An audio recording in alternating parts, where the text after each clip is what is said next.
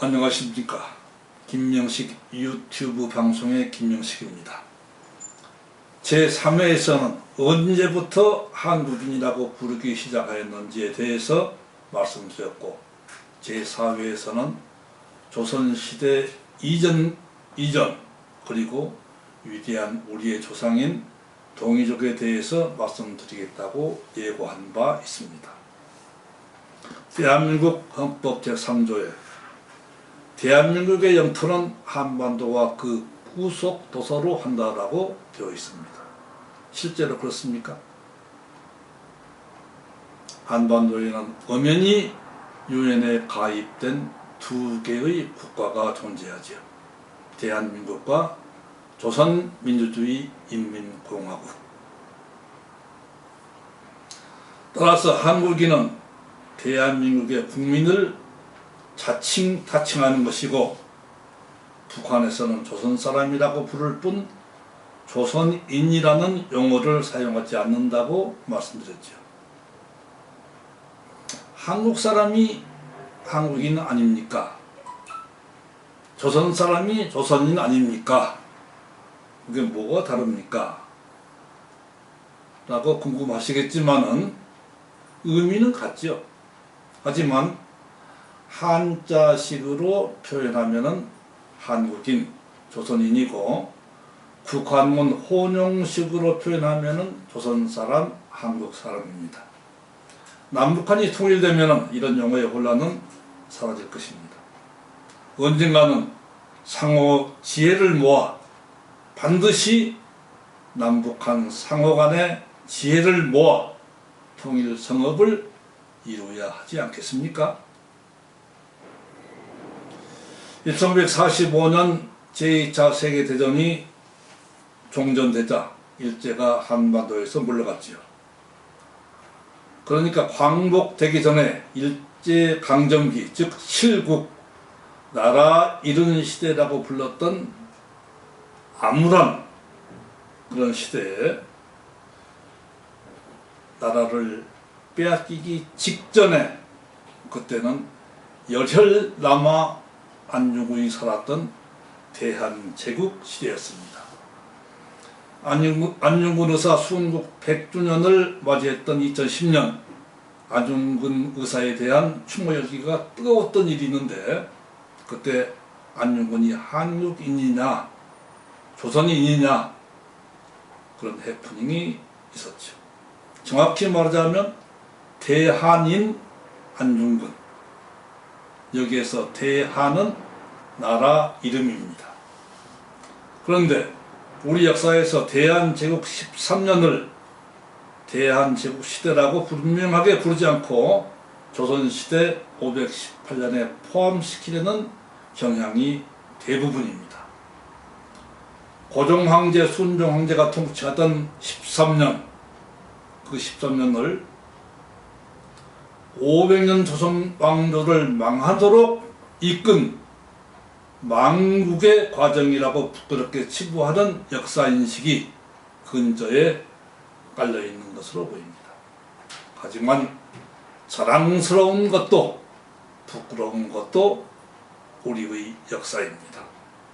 물론 동서고급을 막론하고 자기 가문이나 자기 나라를 자랑스럽도록 미워하려는 속성이 있죠. 그래서 역사 기록자, 즉 사관은 피가 뜨거워서는 안 되는 것입니다. 역사란 냉철한 이성으로 최대한 사실에 가깝도록 바르게 기록해야 하는 것입니다.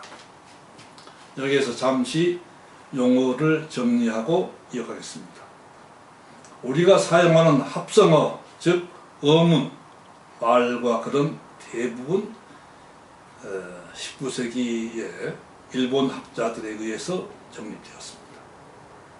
원래 한자는 일차, 일의, 한 가지 뜻, 한 가지 일음이었죠. 그러나 시대가 바뀌면서 한 글자가 다의, 여러 가지 뜻, 다음, 여러 가지 음으로 바뀌기도 했습니다. 예를 든다면은 절사의 경우 절리였는데 내시 시도 나중에 겸해서 쓰도록 사도 되고 시도 되고 절도 되고 내시도 되고 역의 경우 바꿀역 나중에 시울이 악의 경우 풍류악 즐길락 좋아할요 후는 풍류 즐기다 좋아하다고 발음은 악, 락, 요 등으로 변하게 된 것입니다. 아마 앞으로도 또 더 변하게 될 줄도 모릅니다. 세상 문물은 끊임없이 변화하니까요. 한자는 한반도를 경유하여 일본에 들어갔습니다. 백제의 왕인 박사가 일본에 건너갈 때 천자문 한 권과 논어 10권을 가지고 들어갔다고 기록되어 있습니다. 한자를 일본은 우리보다 늦게 수용했지만은 그들은 한자를 연구하면서 서양 문물을 받아들여 어문과 문물의 개화 개혁에 집중하였습니다. 일본은 한자를 수용하여 나라라는 말과 집이라는 말을 합쳐서 국가라는 합성어를 만들었습니다. 집이라는 가와 피붙이라는 족을 합쳐서 가족이라는 합성어를 만들었습니다. 다 일본 학자들이 만든 것입니다. 대부분의 우리가 사용하는 한자는 그렇게 합성된 것입니다. 일본에서 그렇게 합성되어 한자 문화권에 널리 지금도 통용되고 있는 것입니다. 옛날에는 나라 이름도 물건 이름도 대부분 외자였습니다. 한자였습니다. 중국의 삼국지 있죠? 조족의 위나라, 유비의 총나라, 손권의 오나라, 위촉오 한자식이죠. 한나라, 중국의 진나라, 송나라, 명나라, 청나라, 당나라, 수나라 다 한자식이죠.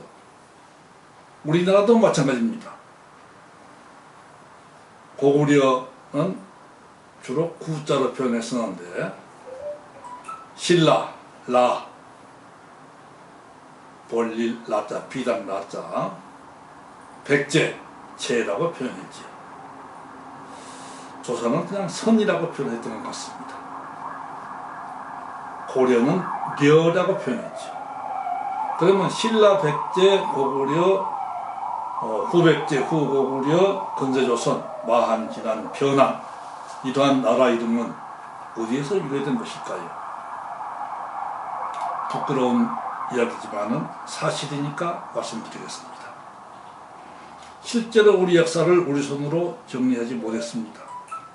물론 김부식이 왕명으로 쓴 삼국사기, 이련 스님이 쓴 삼국유사, 조선시대에 이르러 왕명으로 기록한 정인지, 김종서가 주축이 된 고려사 등 정사와 야사가 전해지고 있지요. 극소수입니다.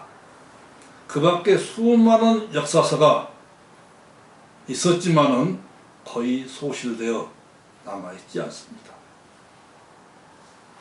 오늘날 우리가 배우는 역사에 대한 인식과 기록은 상당 부분 일제강점기 때, 상당 부분이 아니라 거의 대부분입니다. 일본 학자들의 손을 거친 것입니다. 그래서 이를 식민사관이라고 하는데 우리는 역사를 제대로 연구하여 식민사관을 극복해야 될 과제를 안고 있습니다. 그러므로 고조선, 고구려, 백제, 신라, 삼국, 고려와 근세조선 등 역사 체계와 기록도 역시 일본 학자들의 손을 거친 것입니다. 그렇지만 오늘은 역사 강의가 아니고 한국인의 정체성에 대한 정체성의 중점을 두었기에 그런 역사 체계 위에서 한국인을 논하고 있는 것입니다. 조선 왕조를 이씨 왕조라고 하는 것도 일본 학자들이 한 가문의 역사, 한 시족의 역사 정도로 축소하여 취급을 하는 의도가 보이죠. 조선시대 사람들을 우리는 조선 사람, 조선인이라고 지칭할 수밖에 없습니다. 물론 조선인도 후대에 이르러 그처럼 부르고 기록한 것이겠죠. 조선시대 직전에는 그런 맥락에서 역시 고려인이었을 것이고 삼국시대에서는 신라인, 백제인, 고구려인. 그 당시에는 물론 신라 사람, 백제 사람, 고구려 사람, 고려시대는 고려 사람이라고 했겠죠. 고려라는 국명이 그 당시 세계에 알려지며 코리아, 꼬레, 오레아 등으로 오늘에 이른 것이라고 지난 시간에 말씀드린 적이 있습니다. 북한 문제를 덮어두고 대한민국 입장에서만 말씀드리자면은 한국인 이전에 우리 조상들은 대한인, 조선인, 고려인, 고구려인, 백제인, 신라인, 마한인, 진한인, 변한인, 가야인, 발해인이라고 부를 수 있을 것입니다. 그러면 전 시간에 예고한 우리의 위대한 조상 동이족은 누구이며 무엇일까요? 중국의 역사서에는 동이족에 대한 기록이 시대별로 언급되어 있죠. 즉 중국은 그들의 고대사를 쓰면서 변방의 상황을 기록하며 동쪽에 있는 동이족의 역사와 지리 등도 기록했습니다.